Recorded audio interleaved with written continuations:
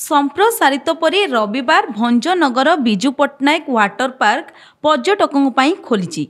एथिसह park परिसर में नूतन भाव निर्माण होइतिबा फूड कोर्ट मध्य उद्घाटित होइछि।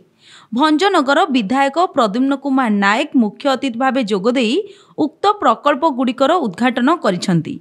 एही अवसर में भंजनगर एनएससी अध्यक्ष गोपबंधु महापात्र, ब्लॉक अध्यक्ष नरिसभा नायक, उपजिलापाल उमाशंकर बेहेरा सम्मानित अतिथि भाव जोग देइथिले।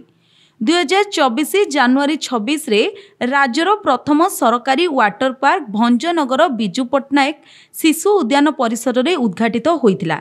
परिचालना त्रुटि जोगु यह किछि मास चलिबा परे गत जून में पार्क बंद हो जाइतिला।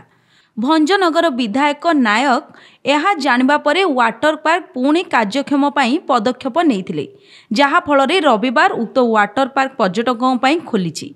उक्त कार्यक्रम में भंजनगर अधीक्षण जंत्री संजय कुमार प्रधान समेत विभागीय कर्मचारी और दलीय कर्मचारी प्रमुख उपस्थित थिले। तो वाटर पार्क कथा आपण जो कथा कहले या बहुत दिन धरी चलीथिला, किंतु किछि दिन धरी तार यांत्रिक त्रुटि थिला, जहा फल रे 4-6 मास बंद थिला। ताको आज आमे पुनरुद्धार करिछु।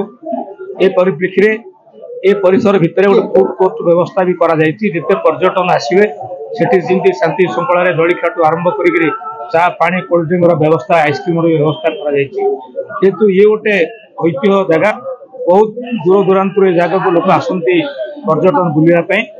तेणु ए परिप्रेक्षी आज माननीय उपजिलापाल, माननीय एनएस नगरपाल, माननीय भंजनगर ब्लॉक रो चेयरपर्सन, बहु सरपंच सभ्य अंचल बहु बुद्धिजीवी उद्यम आज शुभारंभ कर।